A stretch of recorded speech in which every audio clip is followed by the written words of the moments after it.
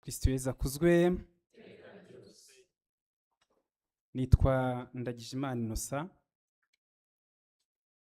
ndi umuvandimwe muri communauté Emmanuel, nkaba ntuye muri paruwasi ya Byimana muri diocese ya Kabgayi, ndubatse nkaba nkorera ubutumwa mu ngoro ya Yezu Nyirimpuhwe mu Ruhango.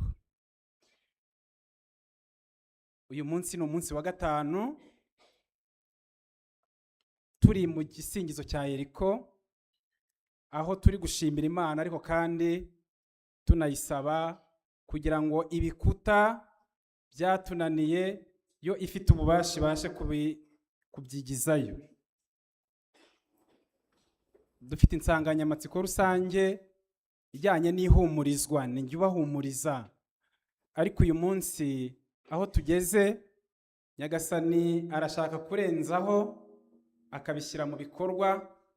Uyu munsi si ukuduhumuriza gusa, ahubwo aje no kudutabara. Kristo Yezu akuzwe. Niyo mpamvu inyigisho y'uyu munsi ifite insanganyamatsiko rusange igira iti ubutabazi bw'Imana. Turifashisha ijambo ry'Imana ryo mu gitabo cy'umuhanuzi Izayi umutwe wa 41 umurongo wa 13, ahagira hati: kuko Uhoraho Imana yawe ngufashe ukuboko kw'iburyo, nkakubwira nti witinya, ni njye ugutabara. Iri jambo ry'Imana reka tubanze tuhere noneho ku murongo wa 8 tugeze ku wa 14. Uhoraho aragira ati: ariko wowe Isiraheli umugaragu wanjye, Yakobo nihitiyemo, inkomoko ya Aburahamu inshuti yanjye, narakubwiye nturi umugaragu wanjye, naragutoranyije aho kugutererana. Witinya kuko ndi Imana yawe, wikwiheba kuko ndi Imana yawe. Nibyo rwose ndagukomeje, ndakutabaye, nkuramize ukuboko kwanjye kurenganura. Kuko njye Uhoraho Imana yawe ngufashe ukuboko kw'iburyo, nkakubwira nti witinya, ni njye ugutabara. Witinya Isiraheli, aha washyiramo izina ryawe. Ni njye ugutabara, uwo ni Uhoraho bivuze. Umuvunyi wawe ni Nyir'ubutagatifu wa Isiraheli. Iri jambo bavandimwe, iri jambo ry'Imana riraduha ishusho y'umubyeyi ufashe umwana ukuboko, amutambutsa ahantu hateye ubwoba, atashoboraga kunyura wenyine kuko hashoboraga kumuteza ibibazo. Uyu mwana umubyeyi abwira ati humura, witinya, ngufashe ukuboko, ni njye ugutabara. Afite umutekano kuko ari kumwe n'uwabonamo kuba umunyembaraga, ni nayo mpamvu ashobora kugenda nta mpungenge. Uyu mwana ni wowe, uyu mwana ni njyewe. Nyagasani yahamagaye kugira ngo akubwire aya magambo ati: ndi Imana yawe, witinya, ni njye ugutabara. Reka mbanze mbabaze, ese hano hari abantu bigeze kuvuga iri jambo bagira bati ni Imana yahabaye, cyangwa iyo itahaba sinari kuhikura? Barahari? Murahari? Iyi nyigisho ndumva yumvikana, washaka nayisoreza hano, kuko Nyagasani yarabatabaye. Ubwo ibi biganza byose bizamutse bivuze ko ari ubuhamya bwigendera, sibyo? Ariko kandi ni ukuvuga ko iri jambo ni ijambo ry'umuntu wageze imbere y'ibidashoboka bigashoboka kubera ububasha bw'Imana. Uyu munsi se nanone ni ikindi kibazo giherekeza iki ngiki. Hari abavuga bati yewe naho Imana noneho. Namwe murahari? Murahari? Abo ngabo n'ibinyigisha ireba cyane. Ariko ntekereza ko aho hose twakwibonamo, kuko hari byinshi Imana yagiye ikora, ariko harimo n'ibyo dukeneye kwikora n'uyu munsi. Aha rero nyine nta handi umuntu agera ugasanga wenda n'urugero ararwaye, abaganga cyangwa abandi bantu bakamubwira bati twakoze ibyo dushoboye, ariko ahasigaye naho Imana. Ngaho rero aho ubutabazi bw'Imana buza bukaza kudufasha. Twibaze rero, ubutabazi bw'Imana ni iki? Ijambo ubutabazi bw'Imana risobanura uburyo Imana igoboka cyangwa ikiza abantu bayo mu bihe by'amakuba, akaga, cyangwa se mu buzima bwa buri munsi. mu myemerere ya gikristu ubu butabazi bufatwa nk'ikimenyetso cy'urukundo n'impuhwe Imana ifitiye abantu. Mbese mu yandi magambo ni ukuvuga ko ubutabazi bw'Imana bujyana n'impuhwe, ni impuhwe z'Imana, ni urukundo rw'Imana idukunda. Bavandimwe, se mwari muzi ko Imana ibakunda? Murabizi ko urukundo mw'iki gihe se rwatakaje igisobanuro kubera ko abantu ngo basigaye bakomerekera mu rukundo. Ubundi urukundo ntago rukomeretsa, rwagombye komora. Ariko se turabyumva ko Imana idukunda? Umuhanuzi Izayi arabihamya, umutwe wa 54 umurongo wa 10, aho Nyagasani agira ati: n'iyi misozi yava mu myanya yayo ndetse n'udusozi tugahungabana, urukundo rwanjye ntiruzavaho, n'isezerano ryanjye ry'amahoro ntirizahugana. Uwo ni Uhoraho ubivuze, ukugaragariza impuhwe ze. Kristo Yezu akuzwe. Nyagasani aravuga ngo n'iyi misozi yava mu myanya yayo, urukundo rwanjye kuri wowe, kuri njyewe ruzahoraho. Aho rero niho haragaragarira ubutabazi bw'Imana. Ubutabazi rero, cyangwa se gutabara cyangwa gutabarwa, ni umuco nyarwanda. Ibi turushaho kubyumva kubera yuko turatabara, tugatabaza, tugatabarana, kandi tuzi agaciro kuba gutabaye, icyubahiro umuha ndetse n'imyato umuvuga. Rero ubutabazi noneho Nyagasani atuha ni ubutabazi bwuzuye ndetse burenze ubw'abantu. Tumaze iminsi rero twumva inyigisho zitandukanye zigaragaza ububasha bw'Imana, zigaragaza impuhwe z'Imana, zigaragaza urukundo rw'Imana. Uyu munsi rero izo zose zuzuzaga ijambo ryo gutabarwa n'Imana. Uyu munsi rero Nyagasani yaje kugira ngo adutabare. Bavandimwe, ubutabazi bw'Imana butugeraho igihe cyose ibona ko tubikeneye, twaba tuyitabaje cyangwa tutayitabaje, ariko mu gushaka kwayo ikabona ko ari ngombwa, nk'umubyeyi mwiza ubona icyo umwana akeneye na mbere y'uko agisaba. Akenshi tubona ubutabazi bw'Imana mu bitangaza bihambaye yadukoreye, ni naho dukunda kuvuga ngo Imana yahabaye. Ariko se mwari muzi ko Imana ihaba buri munsi? Wari uzi ko Imana ihaba buri kanya, no mu tuntu duto dutoya? Nyagasani burya arahari. Reka twibaze, uyu munsi turi hano twaje gusingiza Imana, ariko nuko yango ahangaha muze kumva ko Nyagasani no kuba turi ahangaha ni ubutabazi bwe. Tekereza ko hari umuntu wabyutse ari muzima, ariko bakaba agiye kurara muri morgue. Urabitekereza? Kandi nawe yabyutse ajya gushakisha nk'uko nawe ushakisha. Tekereza ko hari uwaraye ari muzima, ariko uyu munsi akaba ari mu bitaro kwa muganga. Utekereze ko hari wabyutse agiye mu kazi nk'abandi, cyangwa se wigeze kubyuka agatahira muri gereza, n'ibindi byinshi. Ariko kandi harimo n'uwahumekaga nk'uko turi guhumeka, ariko uyu mukanya ugasanga ageze kuri oxygene, arimo arahumekeshwa n'ibyuma. Ibyo byose rero ahangaha ni ukugira ngo twumve impamvu yo gusingiza Imana. Kuba ibyo byose we noneho bishoboka, sibyo se? Sibyo? Ntabwo uri muri morgue, ntabwo uri muri gereza, ntabwo uri hano kugira ngo dusingize Imana. Ntabwo ntagaruka Imana yabibagiwe, ariko hano ukugira ngo twumve ko Nyagasani adutabara buri munsi, kandi nabo nizera ko abatabarira aho bari. Kristo Yezu akuzwe. Kandi burya ntimuzagira ubwoba, burya n'urupfu ni ubutabazi. Ni ubutabazi. Hari umupadiri wabitubwiye neza, atubwira ati iyo urwaye, ubutabazi bw'ibanze bunyura kwa muganga. Iyo byanze, ubwo ubutegereje igitangaza cy'Imana binyuze mu isengesho. Ariko kandi iyo byanze, Nyagasani abona ko ari ngombwa, agutabara agucyuriwe, agutabara nyine umwitaba, kuko nabyo ari ababona ko ari bwo butabazi busigaye. Kandi kuko murabizi ubutabazi dutegereje ni ubugingo bw'iteka, sibyo se? Si Imana izabidutabaye sidukuye nyine muri iyi miruho y'isi nk'uko tubivuga? Bavandimwe rero, ni ukugira ngo ahangaha mwumve ko Nyagasani adutabara buri munsi, adutabara muri kanya. Ujye utekereza ko uko ubayeho hari ababyifuza kubibaho. Zaburi ya 34 mu dukubo 33 umurongo wa 7 haravuga ngo umunyabyago yaratabaje uhoraho aramwumva maze amuzahura mu magorwa ye yose.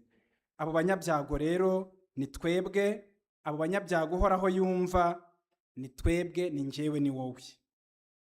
Aha rero ko twongere twibaze, ni bande bakeneye ubutabazi bw'Imana mbere y'abandi? Murakeka ko ari bande? Buri muntu wese ubabaye cyangwa ubabaje akeneye ubutabazi bw'Imana, baba abarwaye ku mubiri, kuri roho no ku mutima. Nyamara hari abakeneye ubutabazi kuruta abandi bose. Abantu bababaje kurusha abandi, bahangayikisha Imana cyane, ni abanyabyaha. Abo nibo bafite uburenganzira bw'ibanze ku mpuhwe z'Imana. Impamvu ni uko ibyaha byangiza icyarimwe umuntu wese, yaba umubiri na roho, ndetse bikabuza umuntu ubugingo bw'iteka. Kristo Yesu akuzwe.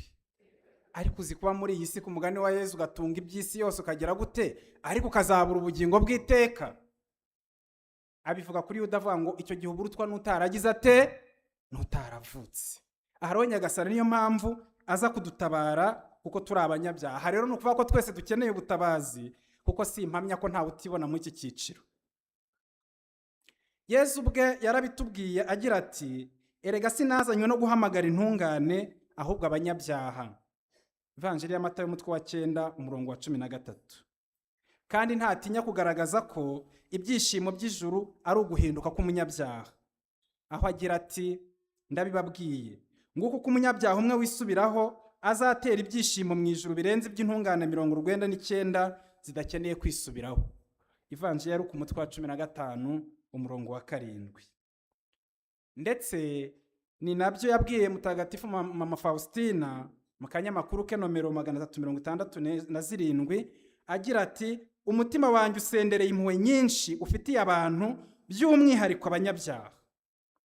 Iyaba bashoboraga kwiyumvisha ko mbabereye umubyeyi uruta abandi, ko kubera bo amaraso n'amazi byavutse mu mutima wanjye nko mu isoko isendereye impuhwe. Kristo Yesu akuzwe. Bavandimwe banyabyaha, dufite umwanya w'ibanze mu mutima wa Yesu, umutima w'impuhwe. Uyu munsi rero yaje kugira ngo atwereke aho ngaho aho tugomba gukosora, kugira ngo twakire ubutabazi atuzanira, cyane cyane nk'uko umusaseridoti yabivugaga mu kanya, binyuze mu isakaramento rya penetensiya, kugira ngo igihe tumuhabwe koko dusukuye.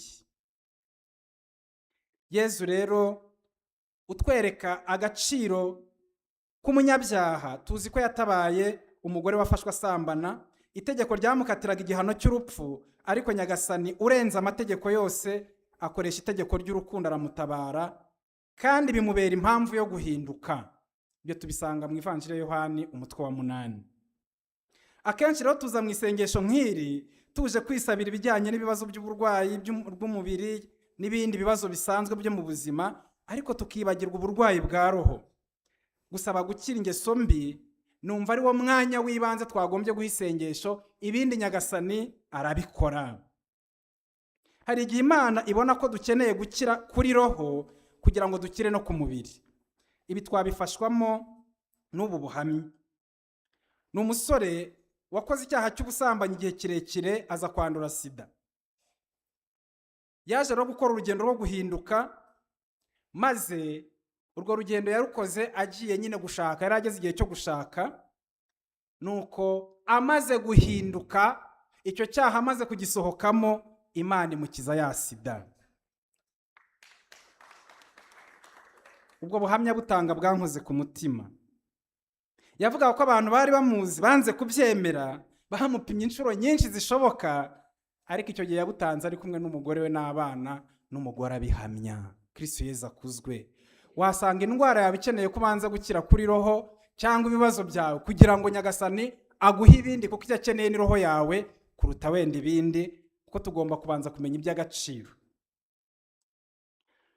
Aha twongere twibaze, kubera iki Imana igomba kudutabara? Kuki dukeneye ubutabazi bw'Imana? Icya mbere ni uko abanzi turwana atari abantu. Murabizi ko turwana n'ububasha bw'umwijima, turwana na sekibi n'abamarayika babi ndetse na roho mbi zo mu kirere. Ibyo tubisanga mu ibaruwa Pawulo umwandikiye Abanyefeso umutwe wa 11, umutwe wa 6 umurongo wa 11 kugeza ku wa 12, agira ati: nimwambare intwaro zikomoka ku Mana kugira ngo mubashe guhangara imitego ya sekibi. Erega abanzi turwana si abantu, ahubwo abo turwana ni ibikomangoma, ni ibihangange, ni abagenga b'isi y'umwijima n'izindi roho mbi zo mu kirere. Kuva rero sekibi yakwinjira mu mateka ya muntu akazana icyaha, umuntu yatakaje ubudahangarwa bwo kugira ububasha kuri sekibi nka ubwe. Niyo mpamvu bishoboka gusa tugira ububasha kuri sekibi iyo turi kumwe n'Imana. Iyo turi kumwe na Yezu, sekibi araduhunga. Kristo Yezu akuzwe. Bavandimwe, ibi sekibi nayo irabihamya, ihamya ububasha bwa Yezu. Ibi tubisanga mu Ivanjili ya Luka umutwe wa 4 umurongo wa 33 kugeza ku wa 36. Aha niho Yezu yarageze i Kafarinawumu, ahasanga umuntu wahanzweho na roho mbi. Nuko ikimubona itera hejuru igira iti: ayiwe, uradushakaho iki Yezu w'i Nazareti? Waje kuturimbura? Nzi uwo uri we, uri intungane y'Imana. Yezu ayibwira ayikangara ati: ceceka kandi uve muri uwo muntu. Nuko roho mbi mutura hasi imbere ya bose, imuvamo nta kimutwaye. Baravuga bati: mbega ijambo rikomeye! Dore arategekesha roho mbi ubushobozi n'ububasha, zikamenengana. Na roho mbi zirabizi ko Yezu azirusha iki? Ububasha. Muri ibi bisingizo rero, Yezu bavandimwe abahaye ububasha bwo gucecekesha roho mbi no kuzirukana mu izina rye.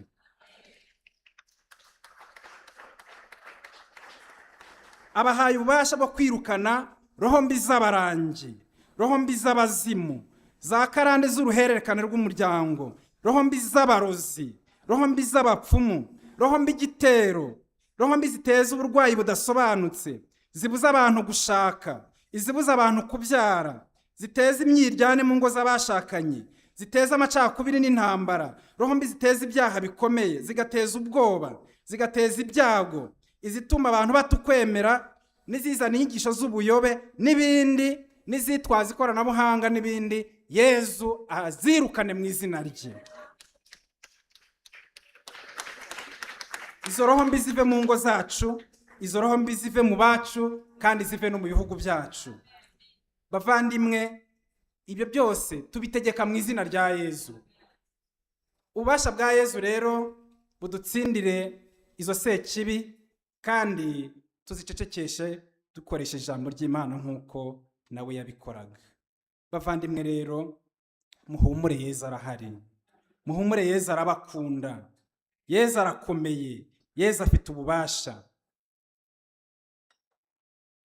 Igihe Abayisiraheli bari bafite ubwoba, bareba inyanja imbere yabo, bibaza ngo nta gisubizo, batangira kwijujutira Musa, batubwira ngo mu Misiri hari imva nkeya ku buryo watuzana gupfira mu butayu.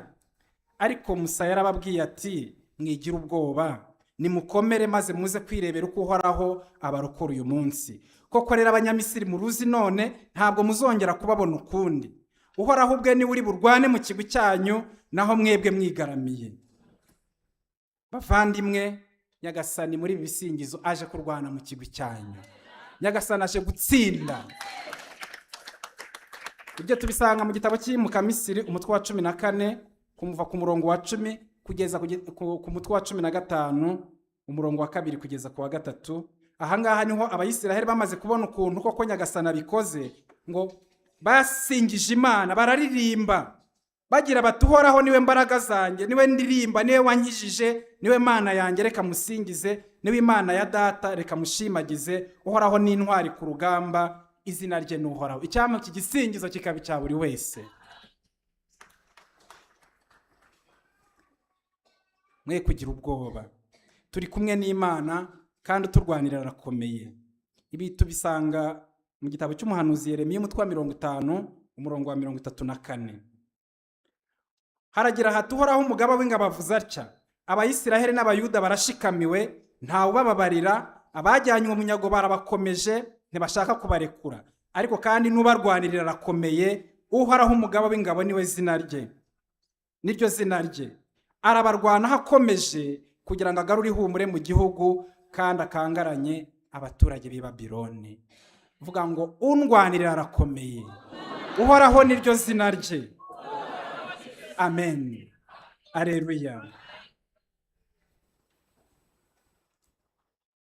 Icya kabiri, Nyagasani impamvu turwanira ni ukubera intege nke zacu imbere y'ibigeragezo. Akenshi iyo dufite ibigeragezo tuba dukeneye ubutabazi bw'Imana ko dukunda gucika intege. Rero kubera ibigeragezo byinshi duhura nabyo muri iyi si, guhangana nabyo bikatunanira, dukeneye ubutabazi bw'Imana. Abantu benshi baratagangaye, barahahamutse, nta gahenge, havaho ikigeragezo kimwe hajyaho ikindi. Abantu barihebye, abantu benshi nta gisobanuro cy'ubuzima bagifite.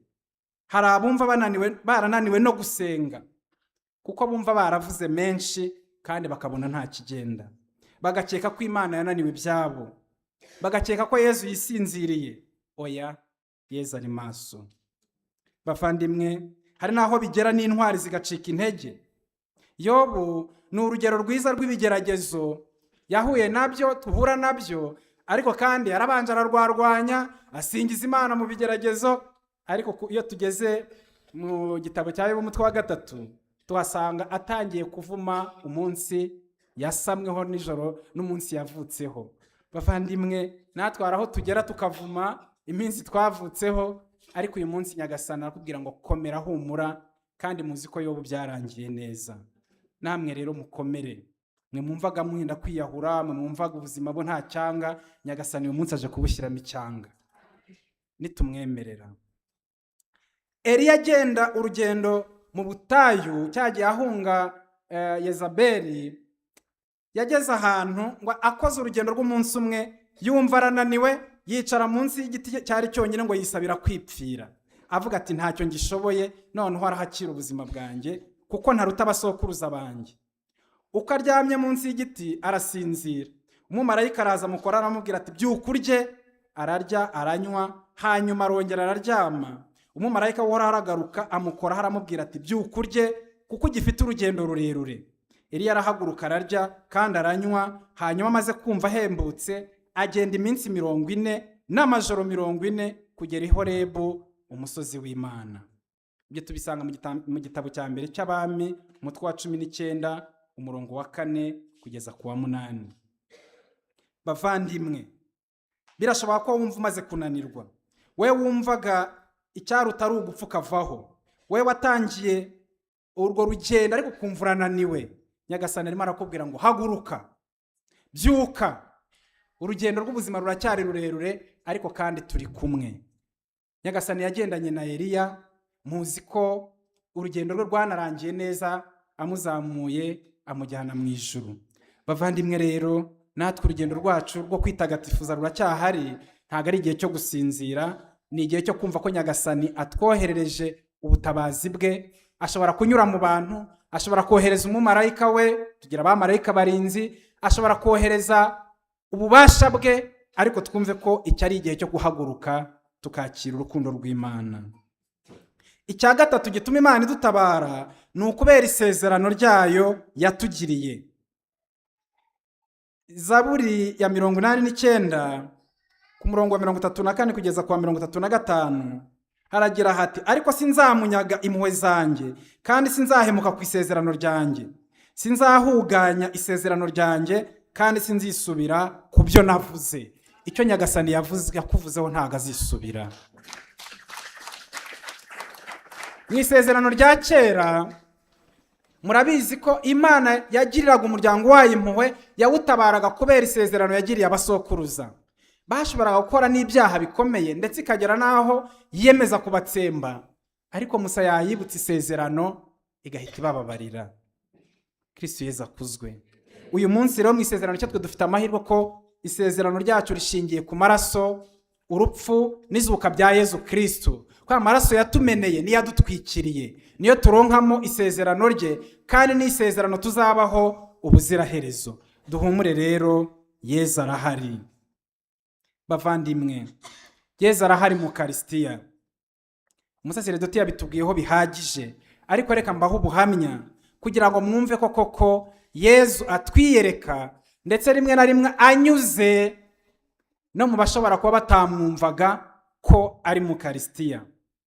Ni ubuhamya bw'umukobwa w'umusiramukazi yarwaye indwara y'umutima.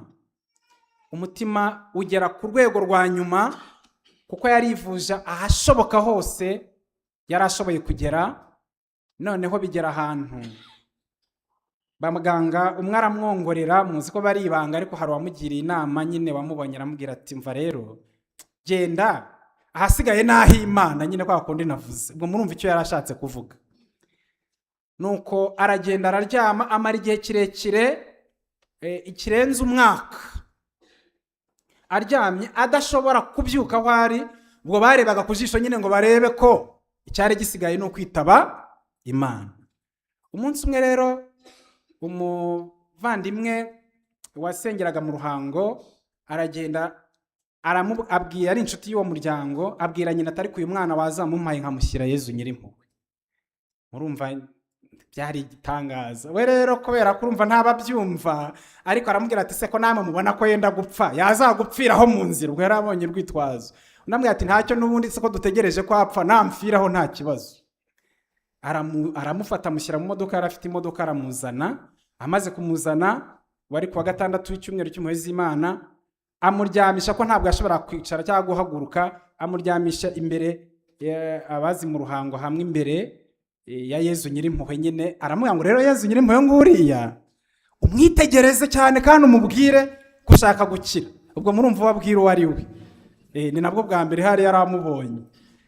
None hari kundi ntiyashiriye, aramureba, arakomeza aramureba, aza kumva ijwi rimubwira ngo haguruka usohoke. We yabikoze, yatanga ubuhamya ngo yabikoze yumva ari inzozi, ariko arahaguruka aragenda ajya mu busitani harya, ariko we ntiyumvaga ko yakize, yumvaga ari mu nzozi. Aje aricara, arakomeza yicara imbere ya Yezu. Abaje bari bagiye gutambagira, baje basanga yicaye. Nibwo batangaye nyine, kuko urumva ntibibaho. Naho Yezu yari yamukishije kare, uwari umaze iyo myaka yose yatashye ari muzima.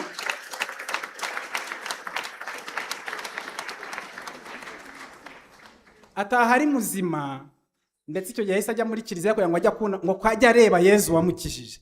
Ariko icyankoze ku mutima ni nyina baracyari umusiramukazi, wavuga ngo Yezu ni muzima mu Karisitiya, yankirije umwana. Wow.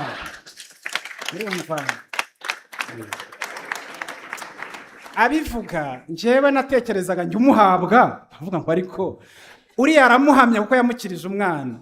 Ariko njye nshobora guhaguruka havuga ngo Yezu ni muzima mu Karisitiya, ariko mwabivuze mukumva ukuntu ari byo. Ariko twizere ko tunabyemera gutyo.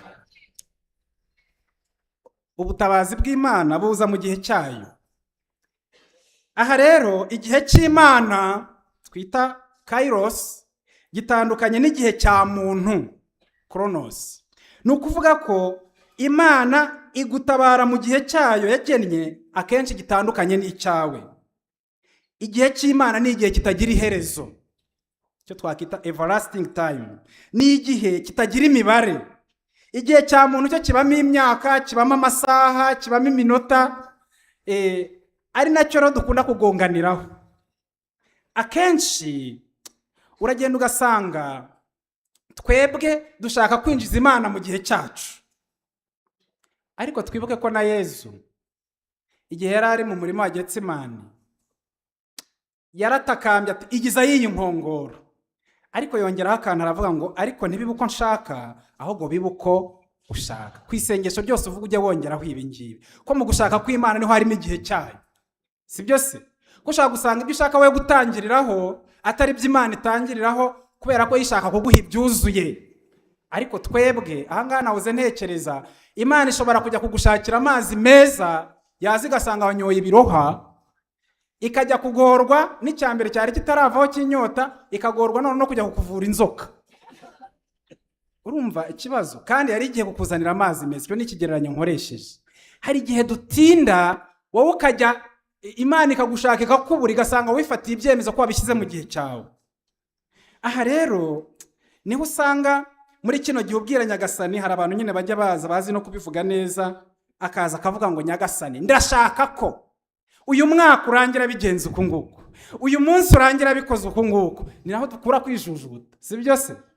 Maze Nyagasani nawe nyine ugasanga uramubwira uti uko kwezi ndashaka umuhamagaro, uyu mwaka ntunsige ntabubonye, uyu mwaka ntunsige ntabonye urubyaro, ndashaka viza ijya hanze, ndashaka n'ibindi byinshi nyine tujya dusaba.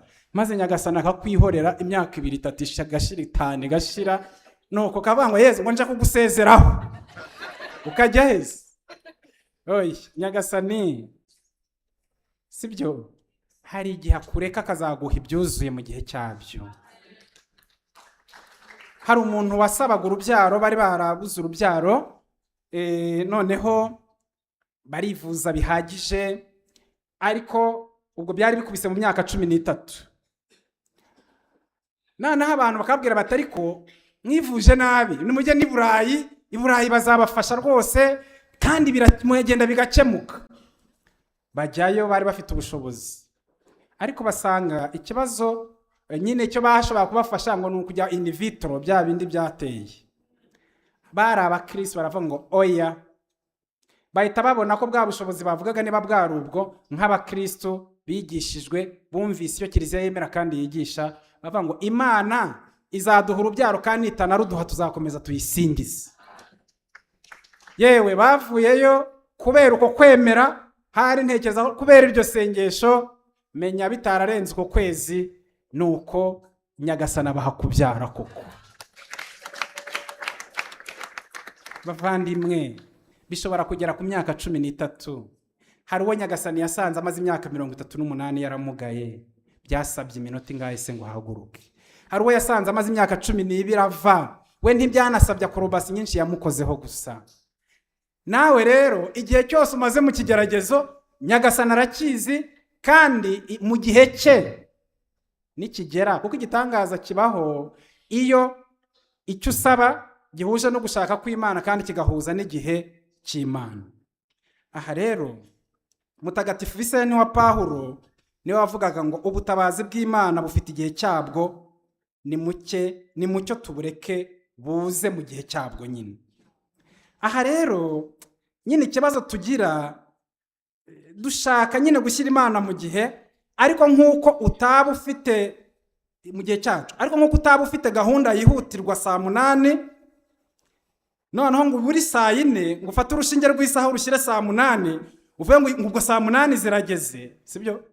Twe niko dushaka kubikora, biba ari saa 4 kubera ko ufite gahunda saa 8, ukavuga ngo byatinze, ukavuga ngo reka nturu n'isaha nyikire saa 8, ariko ni saa ngahe se? Niko twe dushaka kubikora. Igihe cy'Imana kigerera igihe, ngo inkoni hira. Yego, reka rero mbabwire gatoya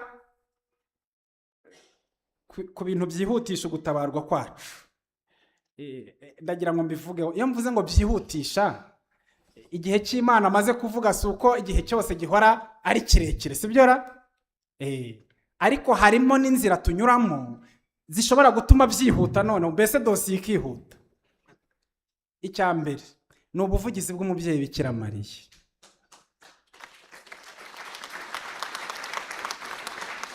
Aha ndongeraho nubwo abatagatifu, ariko njye ndibanda ku mubyeyi wacu.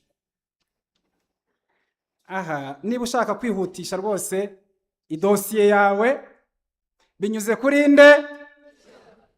Ibi turabikura mu bukwe bw'Ikanirega, mu Ivanjiri Yohana umutwe wa 2 umurongo wa 1 kugeza ku wa 12. Murazi ko divayi yashize, aragenda yibwirira Yezu ngo nta divayi bagifite. Yezu nyine murabizi, yabanje guca ku ruhande aramubwira ati se mubyeyi ari njye ari nawe tubigenzemo, byongeye igihe cyanjye ntabwo kiragera, igihe cy'Imana cyari kitaragera. Nyina rero abwira abaherezaga ati icyo ababwira cyose mugikore. Yezu kuko yahinduye amazi divayi, ibintu bigenda neza.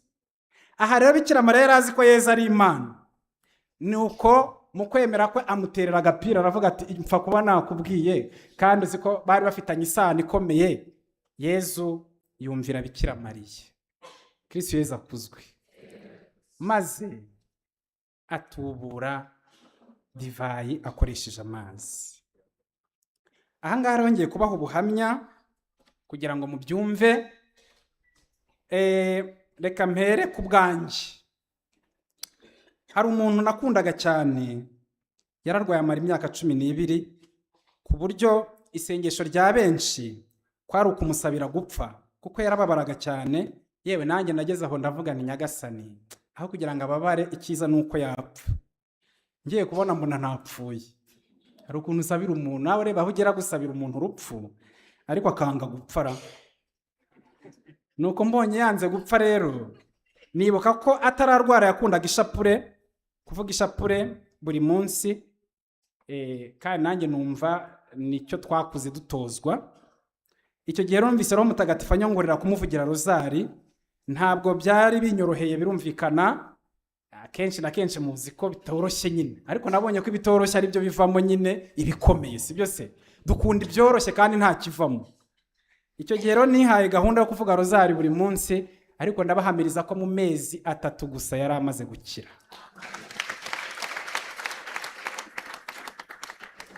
Ubu myaka ishize ari nka 20 ni muzima. Ibye bikirama birihuta. Se mwari muzi ko intambara ya kabiri ya mbere y'isi yose Bikira Mariya yabwiye abana b'i Fatima, yabibabwiye muri Gicurasi, hagati ya Gicurasi no Kwakira mu 1917, mu gihe cy'intambara ya mbere y'isi yose, ni mu bihe byari bikaze. Arababwira ngo bajye bavuga ishapure buri munsi kugira ngo isi ibone amahoro n'iyo ntambara irangire. Yavuze ko ishapure ariyo ntwaro yonyine izafasha isi kubona amahoro arambye. Mu ibonekerwa rero rya 3 aho niho yabibabwiye, hari tariki ya 13 Nyakanga, nuko 1918, hadashize amezi menshi intambara y'isi yose itigira gute irahagara. Ishapure yahagaritse intambara y'isi yose, imbunda zananiwe. Kristo Yesu akuzwe. Ese ubu mujya muyivuga musabira ziriho uyu munsi? Cyangwa se turarangaye nyine byabaye inkuru? Oya, twongere dutabaza umubyeyi Bikira Mariya.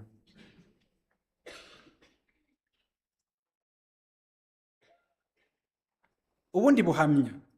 Mu gihugu kimwe hari abasirikare bari ku rugamba, bagera ahantu hari ishusho ya Bikira Mariya, bashaka kuyirasa ngo barebe ikiri imbere. Wari ubayoboye akaba yakuze abona mama wakunda umubyeyi Bikira Mariya, hari n'ishusho mu rugo iwabo. Ababuza kuyirasa, arayifata avuga ngo azayishyira mama we. Ni nako yabikoze, ayishyira mama we. Nuko mama we arishima, anamubwira ati mwana wanjye Bikira Mariya ajya kurinda. Umunsi umwe haje kubaho amakosa, barabafunga ndetse babakatira igihano cy'urupfu. Biza kubageraho bari muri gereza, bagira ubwoba, ariko yibuka uko mama we yamubwiye avuga ngo Bikira Mariya azajya kurinda.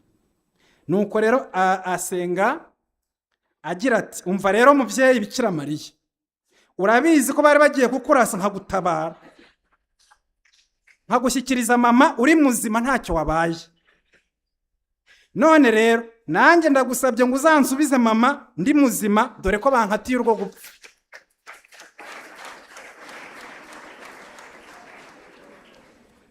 Ubwo rero icyo gihe, mu gihe gito rwose, haje kuza undi muyobozi mushya, abaza amakuru uko byagenze, arabyumva, nuko asanga atari badakwiye igihano cy'urupfu. Ndetse bajyanye n'igihano bagombaga kubakatira, basanga barakirangije, nuko basohoka muri gereza, Bikira Mariya mushyira nyina ntacyo abaye. Bavandimwe rero, ubwo sinzira ngufi ntituyibonyera, nta kuganya, Bikira Mariya arahari. Ikindi rero cyihutisha gutabarwa ni ukwemera gukomeye. Ibi ngibi ndatanga ingero ebyiri, ntabwo ntinda. Hari umugore wo muri Fenisiya wari urwaje umwana roho mbi, tubisanga mu Ivanjiri ya Matayo umutwe wa 15. Murabizi yaraje ndetse Yesu abanza kumubwira ngo oya, reka abana babanze bahage, birakwiye ko abana bahaga nyine, ndetse abagereranya n'ibibwana. Murabyibuka iyo nkuru uko yagenze.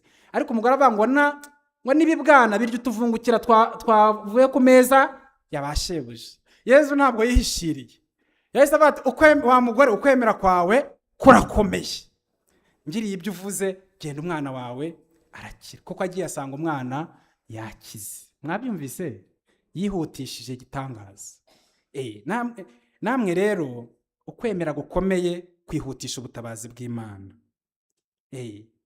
Ndetse muzi wa mundi wa musirikare waje gusabira umugaragu we wari urwaye, nawe muzi ko Yesu yashatse no kuyavuga ngo sinkwiye ko wakwinjira mu nzu yanjye, vuga ijambo rimwe gusa umugaragu wanjye aragira ate, arakira. Yesu ngo aratangara ngo nta kwemera nigeze mbona muri Isiraheli nk'uko uyu muntu.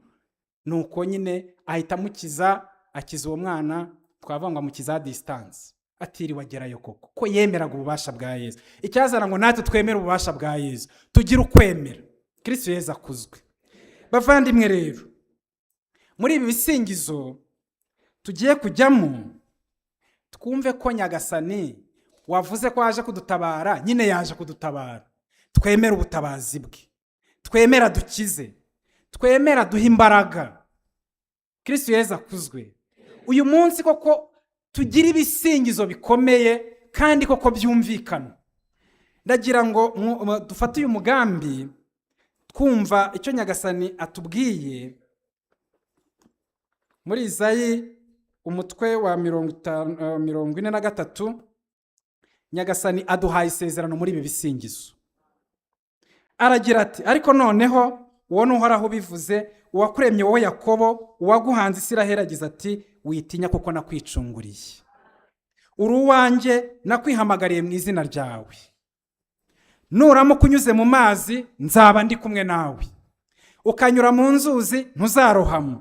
Nunyura rwagati mu muriro, ntabwo uzashya, n'indimi zawo ntacyo zizagutwara, kuko njye Uhoraho ndi Imana yawe. Bitewe n'agaciro gakomeye ufite mu maso yanjye, uri uwo kubahwa, kandi nanjye nkaba ngukunda. Iryo ni ryo sezerano Nyagasani atugiriye, naryo tugiye gushingiraho. Buri wese uze kuvuga ngo Nyagasani, kuko wabivuze birashoboka, ibyo nzanyuramo byose uri kumwe nanjye. Amen. Aleluya.